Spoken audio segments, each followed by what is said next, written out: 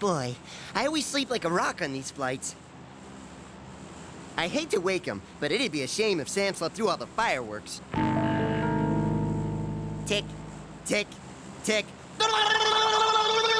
Rise and shine, Sam! Time to greet the nuclear dawn! How do you feel? Not so good. My head's still throbbing from the beating I took last night. Sorry. It's best never to wake me while I'm dreaming about the cactus people. The details of our capture are still kind of foggy. But, as I recall, we were harshly roused in the pre-dawn hours by a band of faceless no-goods who dragged us off into the night.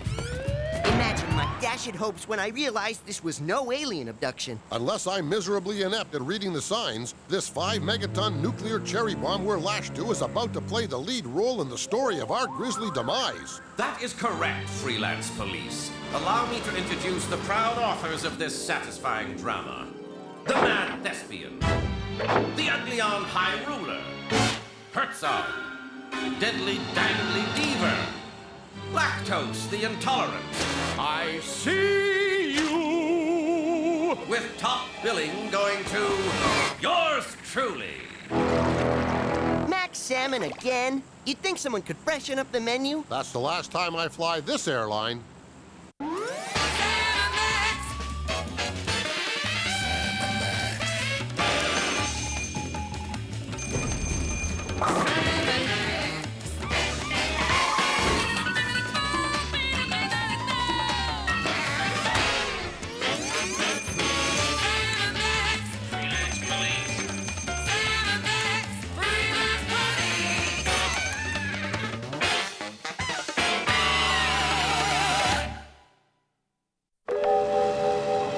Freelance Police, we stand before you as the greatest collection of criminal minds the world has ever known.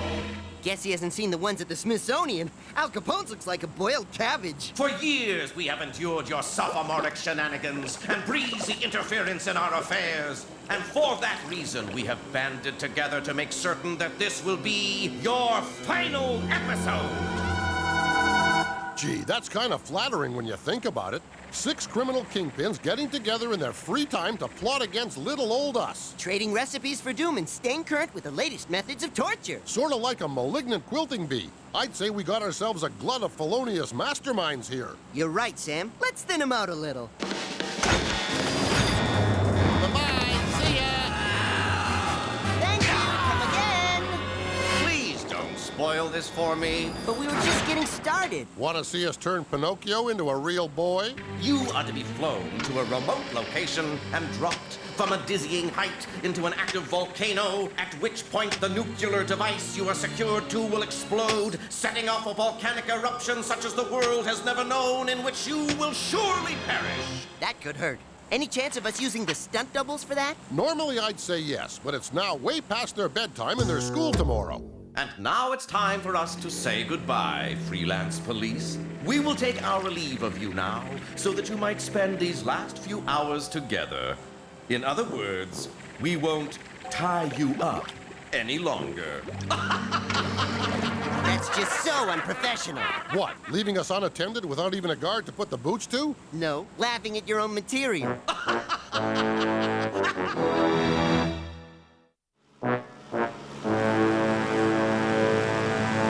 I say, quite a sticky wicket, what? Even if we could slip these bonds, we've got a fancy fish, an ugly alien, a naughty wooden boy at the controls, and a giant floating head guarding the door. I see you! I guess this is it then.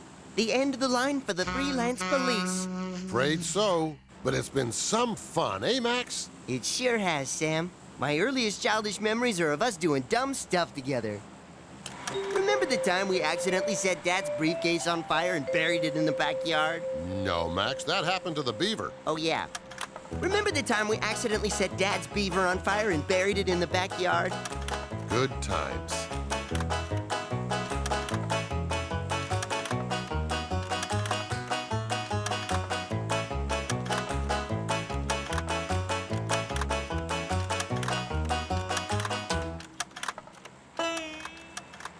Hold it, Sam. Is this turning into one of those shows where we sit around and reminisce, thereby recouping 80% of the episode cost via the use of clips and archive footage? Yes, it is, Max. Now stop talking, stupid. It's costing money.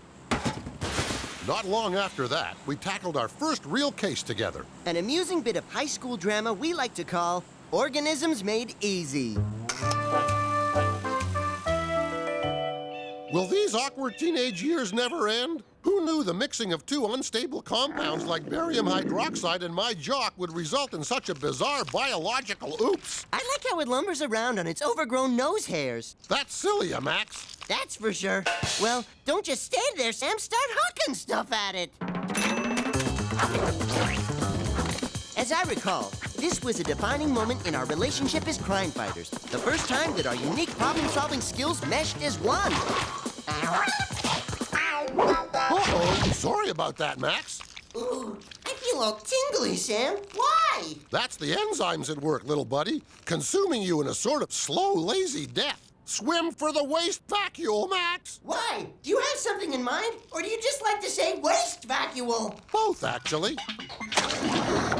Uh-oh. Now that wasn't too gut-wrenching, was it, little buddy? Maybe for him. I copped his nucleus. Yes, so many memories, so many rich and rewarding experiences. But with all the highs, Sam and I have had our share of lows. As you'll see in this scene from our Christmas clunker, You'll Put Your Eye Out. Sam, if I tell you something, promise you won't get mad? It's Christmas, doughhead. Nothing could make me flip my lid at this time of brotherhood and good cheer. Funny you should mention headwear. I needed something to mix up our traditional Yuletide nog, and well, I got careless. No! No! No! Max had violated a cherished family heirloom, defiled the memory of my howling Grandpa Leo who bought it in the big one. I thought he bought it at Walmart. Wait, Sam! It was an honest mistake! His slapdash treatment of Granddad's unwashed helmet was unforgivable. The Freelance police were no more. I thought it was old clotted nutmeg in there! Honest Sam! Sam! Going our separate ways, Sam headed to Alaska and the Iditarod, where he became the lead dog in the heavily favored sled team. Despondent over the breakup, Max let his appearance go to pot and became a burden to society. But after falling asleep in the park, Max woke up on the wrong end of a can of Sterno. Luckily for me, the thought of spending Christmas with a wild pack of sweaty hounds was not what Sam had in mind. So I waved goodbye to the folks back home and drove that dog team for New York City.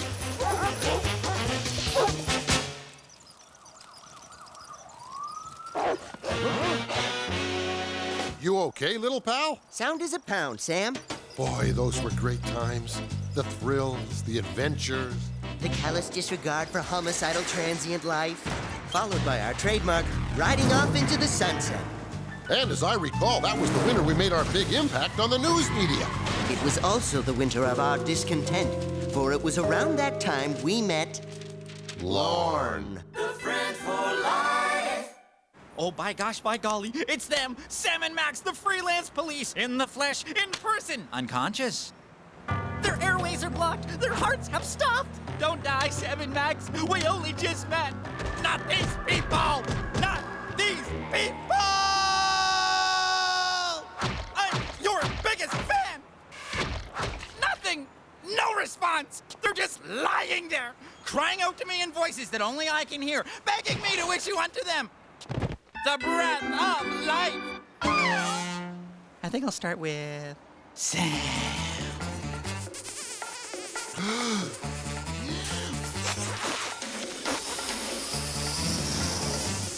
Success! I've done it! I've saved the lives of Sam and Max! From this day forward, we are joined! You as the wise and wily Freelance police, and me, Lorne, as your most faithful friend for life!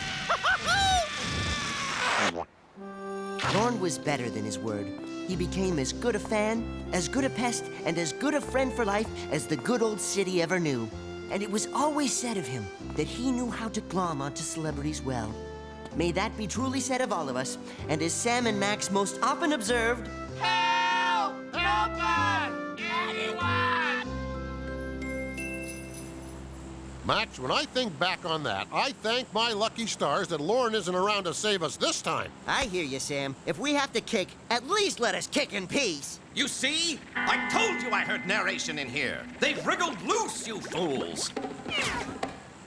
Nope, this changes everything. We can't run the risk of you escaping again.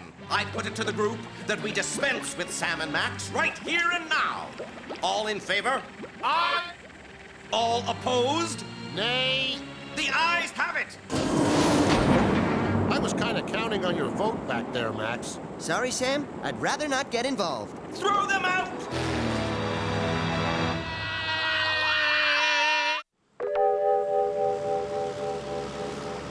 Friends, co-workers, enemies of the deceased, the freelance police are gone. Never again will we encounter their smug, shining faces gloating over the ruination of our affairs. Praise be to me!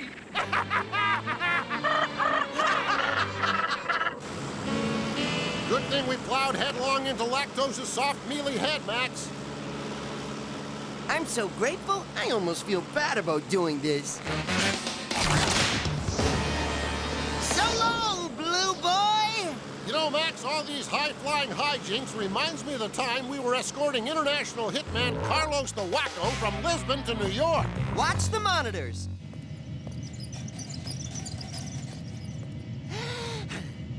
What's wrong, Max? I'm having trouble breathing, Sam. Is it the air pressure, or does our prisoner need his underarms rolled again? Actually, it's me. I guess my stomach can't handle a hodgepodge of salted nuts, acidic complementary juices, and runny wax-encased cheeses of the world the way it used to. Some flat ginger ale ought to fix you up. Hand me the glass cutter. I'm cracking a window. Okay, but I'd rethink this, little pal. Unless you want to get sucked out into the screaming blue yonder howling like a just-spanked newborn. Anything to end this flight.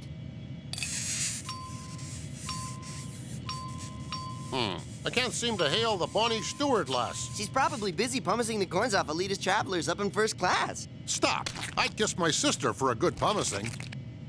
Hey, Max, what's wrong with this picture? Well, for starters, you've lost weight. About 400 pounds that answers to the name of Carlos the Wacko. Look around. You may have slipped down behind one of the seat cushions. He's not here, but I think he dropped this.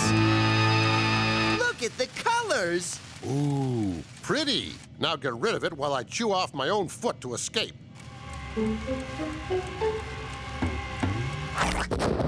Hey, no plane rocking explosion? How'd you manage that, little buddy?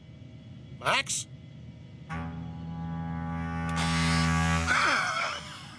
Who's up for a heavily scored foot pursuit as we chase down this dangerous perp? Me! Oh, me!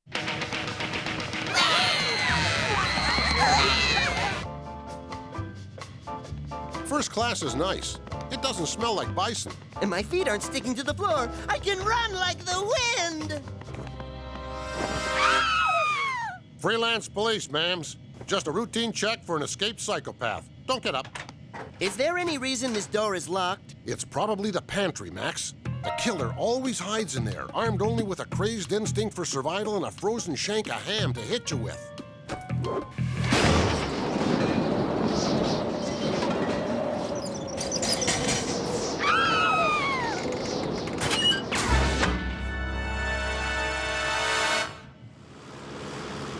Yes, we've always worked well together. I'm thinking specifically of our greatest, most action-packed moment ever. As you'll see in this next clip from our bare-fisted epic. Die? Hardly. Silence, network dogs! We will now cancel one hostage every hour until you begin airing nothing but figure skating around the clock! Now you be careful. You don't have to worry your pretty big little head about me. Actually, I'm worried about the bazooka. It was a gift from my sweet old granny. Death from above! Hell, what do you know? Bulletproof glass.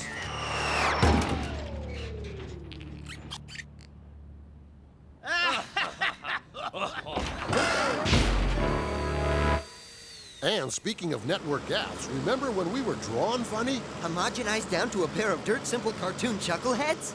Lucky for us, it led to the downfall of our ill-conceived primetime sitcom, I Dream of Weenies. In this scene, I try to persuade Scrappy Sam into going into the old Henderson estate, convinced that the rubbery ghost inside is actually Mr. Phipps, the unscrupulous real estate speculator. Go on, Sam. If you do it, I'll give you a Scrappy dog. 2 Scrappy dogs? Yeah.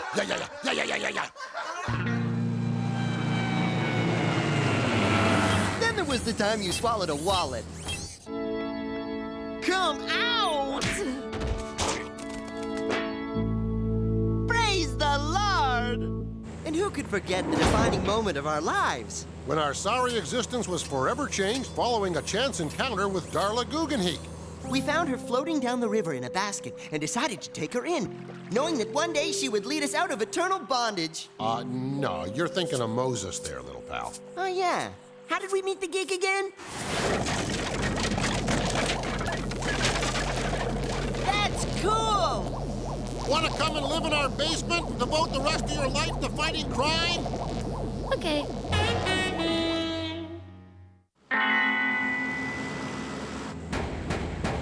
Open this door. I'm warning you. Don't make me use force. Max, if for whatever reason I don't make it, I want you to take care of this. If anything happens, I'll deny I ever knew you. Love, the Commissioner. That's just so him. Yeah. Whenever we were feeling logy, in need of a little subhuman contact, we could always count on that phone to ring.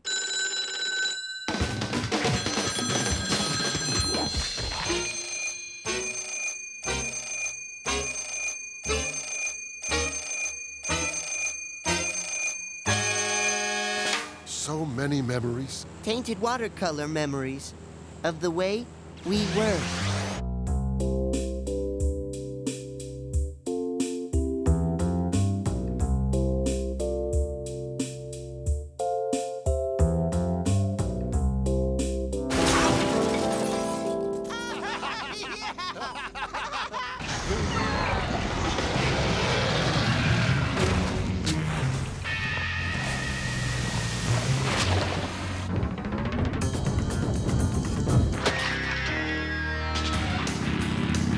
But alas, all good times must come to an end. Uh-oh. Look what the cat coughed up. We really need a bouncer on that door. If you please, raise your hands and step away from the controls. And if we refuse? A convincing argument. I bet he was top dog on the debating team. Yes, yes. Everything is in readiness. We have reached the crucial juncture. Our timing is perfect. Nothing can stop us now. Now what? An unwelcome caller. It never fails. I'd get rid of him quick. This juncture is too crucial to risk being spoiled by canvassers. Although, if it's Girl Guides, I'll take 2 boxes. What is it? Can't you see we're busy? It's the Rubber Pants Commandos. Laying down the law with scalding milk and sweet-smelling concussion bombs. Get in there and fight dirty, you chuckleheads. Blip, returning to base. No. Scabs! You kids go home! You're ruining all that we worked so hard to achieve! Come to Daddy. That's right, you can do it. Come on. Such a big boy.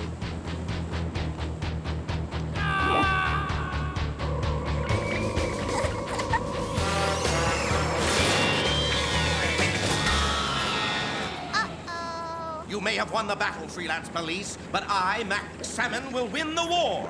For when the force of a volcanic eruption combines with the sheer magnitude of a nuclear blast, I dare say you can kiss your precious world goodbye. You'd think so, wouldn't you? But while you and your friends were so engrossed watching the in-flight movie, I believe it was Free Willy. Max and I took the liberty of replacing the bomb's combustible innards with 600 pounds of our anti-flatulent of choice. No.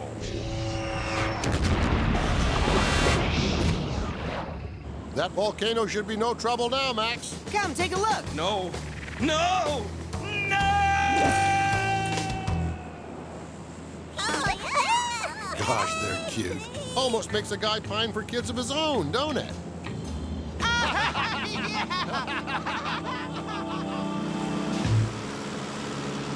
Why so glum, Sam? All in all, it was a great final episode. That's what's eating me up inside, Max. Since we've dispensed with the planet's most hateful villains in one fell swoop, maybe this really is our final kick at the can. Maybe the world is finally as safe can be. Don't worry, Sam. The world is still infested with rotten, despicable evildoers of all shapes and sizes. You just wait and see.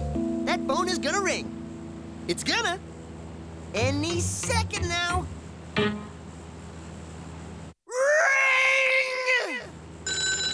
Hey! Forgive me, Max. I never should have doubted you.